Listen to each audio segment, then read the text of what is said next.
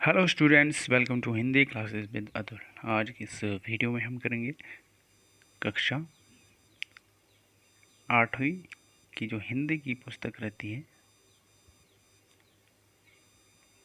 वसंत भाग 3।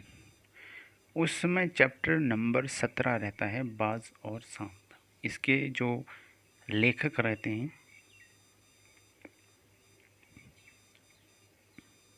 निर्मल वर्मा जी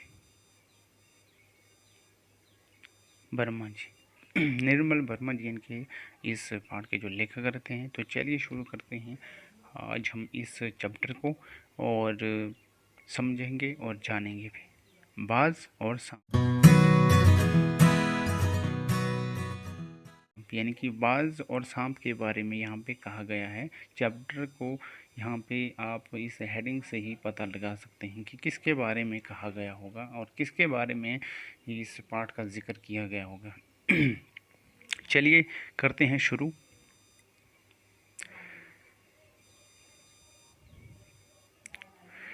समुद्र के किनारे ऊंचे पर्वत की अंधेरी गुफा में एक सांप रहता था। सांप के बारे में यहाँ पे कहा जा रहा है और जैसे कि ऊपर भी शीर्षक दिया गया था और साथ में ही यहाँ पे जो है बाज के बारे में भी कहा जाएगा आगे। समुद्र की तूफानी लहरें धूप में चमकती हुई देखी होगी आपने। समुद्र की जो लहरें होती है धूप में, जब सूर्य की किरणें पड़ती है तो वो चमकती हुई दिखाई देती है, झिलमिलाती और दिन भर पर्वत की चट्टानों से टकराती रहती थी। पर्वत की अंधेरी घाटियों में एक नदी भी बहती थी, अपने रास्ते पर बिखरे पत्थरों को तोड़ती। देखा होगा आपने, जब नदी बहती है तो जो भी उसके रास्ते में होता है तो वह दरकिनार कर देती है उनको। उसके प्रवाह के कारण शोर मचाती हुई यह नदी बड़े ज़ोर से समुद्र की ओर लपकती जाती है और वह नदी जो है क्या करती है, समुद्र की तरफ जो है मिलने के लिए जो लपकती एकदम से अपने फोर्स के कारण और अपने जल प्रवाह के कारण। जिस जगह नदी और समुद्र का मिलाप होता था वह लहरें दूध के झाग सी सफ़ेद दिखाई देती थी। देखा होगा कभी आपने, जब भी कोई नदी में कोई पत्थर होते हैं या उनसे जब टकराती है तो झाग दिखाई देता है, सफ़ेद रंग का होता है। जिस लहरों का जो प्रवाह होता है वह सफ़ेद रंग का दिखाई देता है। तो वहाँ यहाँ पे कह रहे हैं वहाँ दूध के झाग से सफ़ेद जो है दिखाई देती है जब समुद्र के साथ इसका जो मिलान होता है या जब टकराती है तो। अपनी गुफा में बैठा हुआ सांप सब कुछ देखा करता। लहरों का गर्जन, आकाश में छिपकती हुई पहाड़ियाँ, टेढ़ी मेढ़ी बल खाती हुई नदी की गुस्से से भरी आवाज़ें। वह मन ही मन खुश होता था इस गर्जन तर्जन के होते हुए भी वह सुखी और सुरक्षित है। कोई उसे दुखी नहीं देख सकता। सबसे अलग, सबसे दूर वह अपनी गुफा का स्वामी है, ना किसी से लेना ना किसी के देना। दुनिया की भाग दौड़ छीना झपटी से वह दूर है। सांप के लिए यही सबसे बड़ा जो है सुख था। इस दिन एकाएक आकाश में उड़ता हुआ खून से लथपथ एक बाज सांप की उस गुफा में आ गिरा।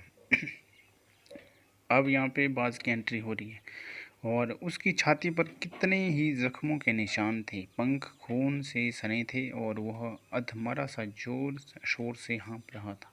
ज़मीन पर गिरते ही उसे एक दर्द भरी चीख मारी और पंखों को फड़फड़ाता हुआ धरती पर लौटने लगा। डर से सांप उसके कोने में सिकुड़ गया, क्योंकि सांप जो है बाज का शत्रु है या उसका भोजन है। सांप जो बाज को खा जाता है तो इसलिए वह जो है अपने कोने में डर कर वह सिकुड़ गया कि यह मुझे खाना ले। किंतु दूसरे ही क्षण उसने भांप लिया कि बाज जीवन की अंतिम सांसें गिन रहा है और उससे डरना बेकार है। यही सोचकर, क्योंकि वह खून से लथपथ था और ज़ख्मी था, इसलिए सांप उसे देख रहा था कि ये तो मौत के अंतिम क्षण में है, तो यह मेरा क्या बिगाड़ लेगा और इससे डरना बेकार ही है। यह सोचकर उसकी हिम्मत बंधी और वह रेंगता हुआ उस घायल पक्षी के पास। नेक्स्ट पेज के ऊपर चलेंगे हम। यहाँ आप चित्र देख सकते हैं। जो यहाँ पे यह बाज है और यह सांप है, एक घायल बाज है, यहाँ पे खून से लथपथ है। ठीक जैसा मैंने पीछे पढ़ा था। आगे चलते हैं। जा पहुंचा उसी तरफ कुछ देर तक देखता रहा, फिर मन ही मन खुश होता हुआ बोला, क्यों भाई इतनी जल्दी मरने की तैयारी कर ली? वाज ने इस लंबी आह भरी, ऐसा ही दिखता है कि आखिरी घड़ी आ पहुंची है, लेकिन मुझे कोई शिकायत नहीं है। मेरी ज़िंदगी भी खूब रही भाई, जी भरकर उसे भोगा। जब तक शरीर में ताकत रही, कोई सुख ऐसा नहीं बचा जिससे न अनुभव होगा हो। दूर दूर तक उड़ानें भरी हैं, आकाश की असीम ऊंचाइयों को अपने पंखों से नाप आया हूँ। तुम्हारा बड़ा दुर्भाग्य है कि तुम जिंदगी भर आकाश में उड़ने का आनंद कभी नहीं उठा पाओगे। ये कौन बोलता है? सांप बोलता है। किससे? और जो बात से बोलता है। सांप बोला, आकाश, आकाश को लेकर क्या मैं चाटूंगा? आकाश में आखिर रखा क्या है?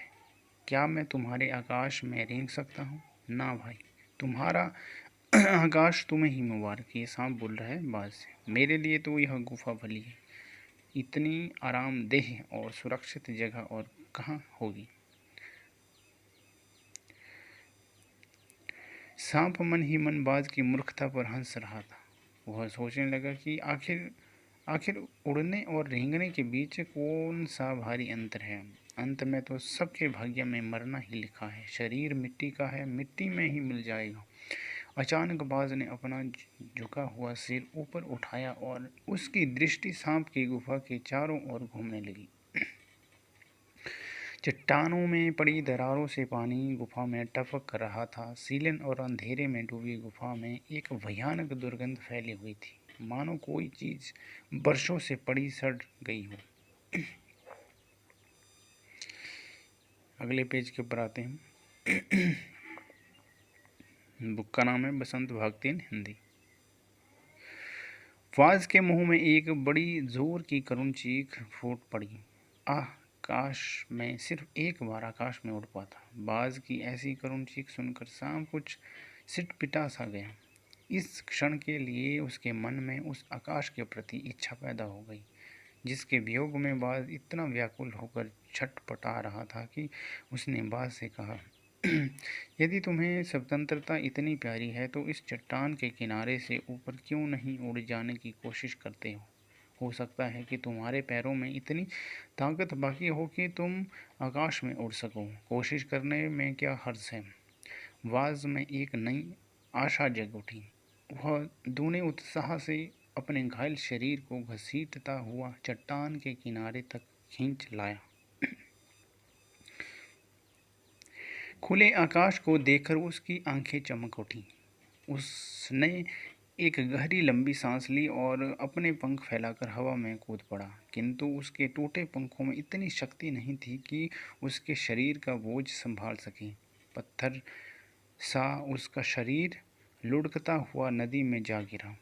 एक लहर ने उठकर उसके पंखों पर जमे खून को धो दिया। उसके थके मांदे शरीर को सफ़ेद फैन से ढक दिया, फिर अपनी गोद में समेटकर उसे अपने साथ सागर की ओर ले चली।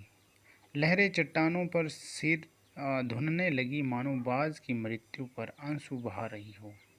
यहाँ पे ये कल्पना की गई है।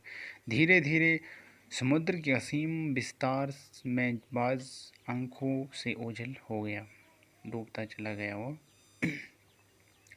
चट्टान की खोखल में बैठा हुआ सांप बड़ी देर तक बाज की मृत्यु और उसके आकाश के लिए अपने प्रेम के विषय में सोचता रहा।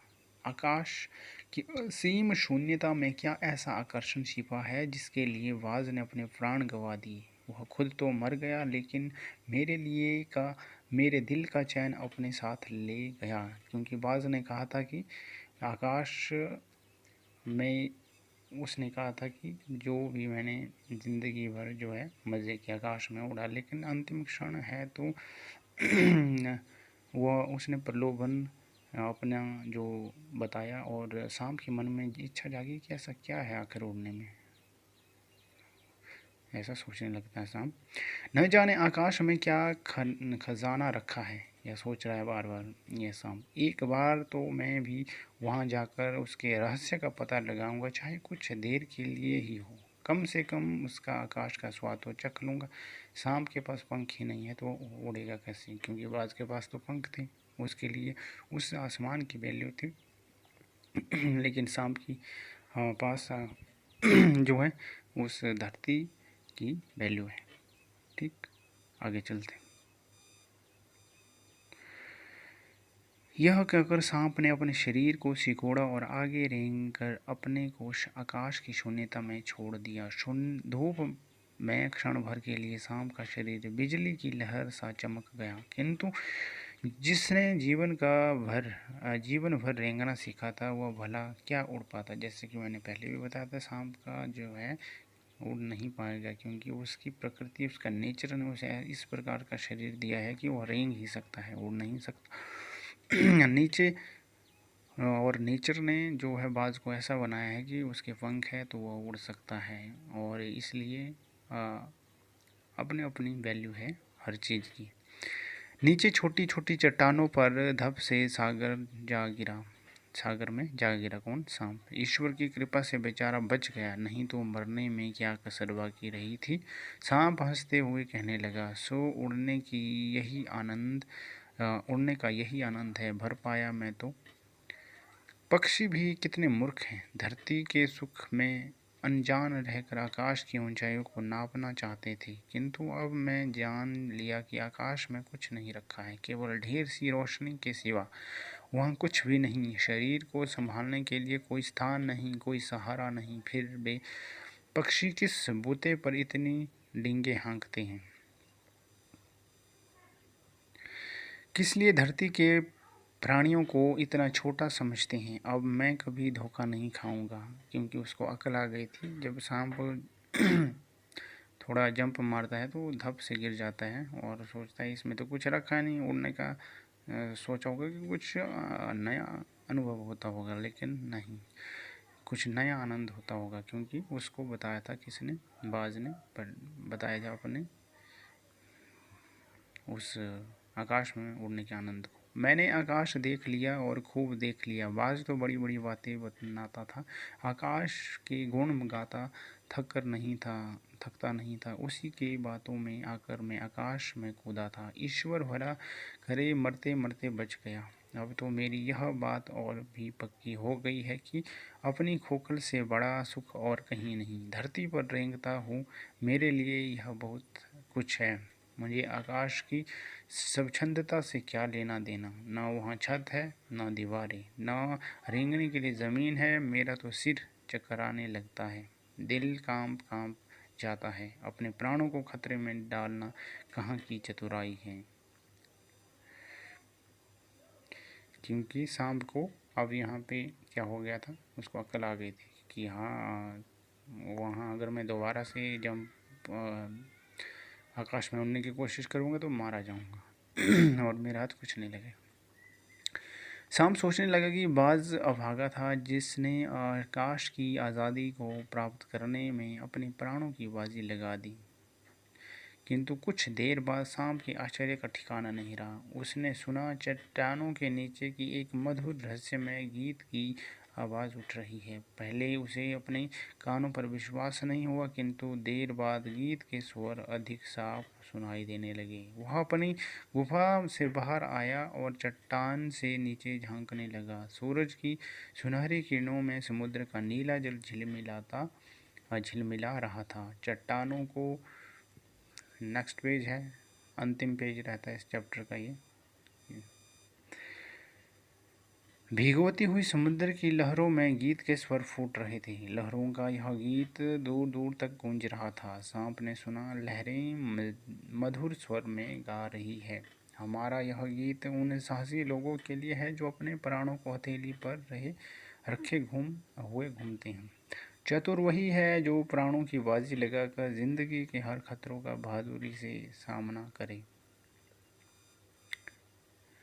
जो निडर बाज, शत्रुओं से लड़ते हुए तुमने अपना कीमती रक्त बहाया है। यह पर वह समय दूर नहीं जब तुम्हारे खून की एक एक बूंद जिंदगी के अंधेरे में प्रकाश फैलाएगी। साहसी बहादुर दिलों में स्वतंत्रता और प्रकाश के लिए प्रेम पैदा करेगी। तुमने अपना जीवन बलिदान कर दिया, किंतु फिर भी तुम अमर हो। जब कभी साहस और वीरता के गीत गाए जाएंगे, तुम्हारा नाम बड़े गर्व और श्रद्धा से लिया जाएगा। किसका? वो जो बाज है उसका, क्योंकि उसने जो है प्राणों की आहुति दी थी अपने आकाश की खातिर, यानी कि वह उड़ना चाहता था, आकाश में जाना चाहता था। हमारा गीत जिंदगी के उन दीवानों के लिए है जो मर कर भी मृत्यु को नहीं डरते, मृत्यु से नहीं डरते। तो लेखक हैं निर्मल वर्मा जी। बहुत ही सुंदर चैप्टर था यह। और प्रश्न है यहाँ पे दिए गए हैं, अभ्यास प्रश्न। लेखक ने इस कहानी का शीर्षक कहानी के दो पात्रों के आधार पर रखा है। लेखक ने बाज और सांप को ही क्यों चुना? आपस में चर्चा कीजिए। बाज और सांप को क्यों चुना लेखक ने? कहने का अर्थ ये है कि यहाँ पे सांप और बाज की जो बनावट है, प्रकृति है, नेचर है, इनमें अंतर है। ठीक है, लेखक और बाज जो है उड़ सकता है, जबकि सांप उड़ नहीं सकता। सांप जो है रेंगता है और बाज के पंख है, तो इसलिए वो उड़ सकता है। और बाज क्यों चुना होगा ये आप देख सकते हैं, हेल्प बुक का सहारा भी ले सकते हैं। चैप्टर में जो आपने समझा, जो आपने पढ़ा, उसके आधार पर आप इनके आंसर बना सकते हैं। नेक्स्ट यहाँ पे है कहानी से क्वेश्चन कौन कौन से हैं, जैसे कि घायल होने के बाद भी बाज ने यह क्यों कहा, मुझे कोई शिकायत नहीं है, विचार प्रकट कीजिए। ठीक है, ये भी इम्पोर्टेंट रहता है क्वेश्चन। क्या बोला था उसने कि क्योंकि मैं तो जीवन भर उड़ा भी, मतलब आकाश में मैंने सुख भोगा उड़ने का, तो अब मुझे कोई ऐसी इच्छा नहीं रही। जब वो घायल होकर ज़मीन पर गिर पड़ा था, ऐसा ही कहा था ना उसने। और फिर वो दोबारा से कोशिश करता है उड़ने की, तो अंतिम क्षण में भी, पर वो मारा जाता है। बाज जिंदगी भर आकाश में ही उड़ता रहा, फिर घायल होने के बाद भी वह उड़ना क्यों चाहता था? क्योंकि वह अपने जो नेचर से दूर नहीं जाना चाहता था, और उसका नेचर ही, पंख जो प्रकृति ने दिए हैं, उसको वहीं सुख आनंद मिलेगा। जबकि सांप जो था उसको जो नेचर ने ऐसा बनाया था कि वह रेंगने, उसके पास पंख तो थे नहीं, तो वह खोखले में रहकर खुश था। सांप उड़ने की इच्छा को मूर्खतापूर्ण मानता है, फिर उसने उड़ने की कोशिश क्यों की? सांप उड़ने की इच्छा को मूर्खतापूर्ण जो मानता क्यों है? क्योंकि वो पहले जब जो बाज था, घायल बाज, उसने जब कहा कि मुझे तो आनंद मिलता है भी उड़ने में, आकाश में विचरण विहार करते हुए इधर से उधर जाना, तो इस लालच में आकर जो है सांप सोचता है कि ये इतना दावे के साथ कह रहा है कि भी उड़ने में बहुत आनंद है, तो वो इच्छा कर रहा था कि ऐसा क्या है उड़ने में कि जो मैं ज़मीन में रहकर मुझे नहीं मिल पाएगा या पा रहा है। तो तब वह क्या करता है, उड़ने की कोशिश करता है, लेकिन उसके पास तो पंख है नहीं, तो वह उड़ कैसे सकता है फिर? तो फिर वह गिर गया था धड़ाम से नीचे, वो बार बार मरते मरते बच गया। फिर उसने उड़ने की कोशिश क्यों की? उसके बाद उसने उड़ने की कोशिश इसलिए की, और सांप उड़ने की इच्छा को मूर्खतापूर्ण इसलिए बताता था क्योंकि वो सोचता था, जब उसे पता चला कि उड़ने में कुछ नहीं रखा है, क्योंकि मेरा जो शरीर है उस तरह नहीं है, उस तरह का, तो फिर उसके बाद उसने सोचा कि अगर दोबारा ऐसा करूँगा तो मारा ही जाऊँगा मैं। तब उसने मूर्खतापूर्ण ये माना इस बात को। वाज के लिए लहरों ने गीत क्यों गाया था? ये भी इम्पोर्टेंट है। लहरों के लिए क्योंकि वह साहसी, निडर और इस टाइप की उसका नेचर रहा, इसलिए लहरों ने गीत गाया होगा। घायल बाज को देखकर सांप खुश क्यों हुआ? सांप इसलिए खुश हुआ कि अगर वो घायल नहीं होता तो उसको तो मार ही देता, क्योंकि सांप और बाज दोनों जो है एक दूसरे के दुश्मन है, यानी कि सांप, बाज जो है सांप को खाता है। ठीक, कुछ कुछ हिंट मैं दे देता हूँ क्वेश्चनों की आपको, बाकी नोट हेल्प बुक का सहारा भी आप ले सकते हैं कहानी को समझने के लिए। आप समझ ही जाओगे।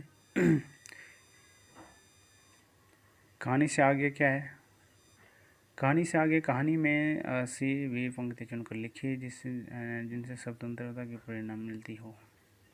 ये भी इम्पोर्टेंट रहता है। लहरों का गीत सुनने के बाद सांप ने क्या सोचा होगा, क्या उसने फिर से उड़ने की कोशिश की होगी, अपनी कल्पना से आगे की कहानी पूरी कीजिए। तो ये मैंने ऊपर भी डिस्कशन किया है, ये वैसा ही आंसर होगा इसका कुछ हद तक। और क्या पक्षियों को उड़ते समय सचमुच आनंद का अनुभव होता होगा, या स्वाभाविक कार्य में आनंद का अनुभव होता ही नहीं? विचार प्रकट कीजिए।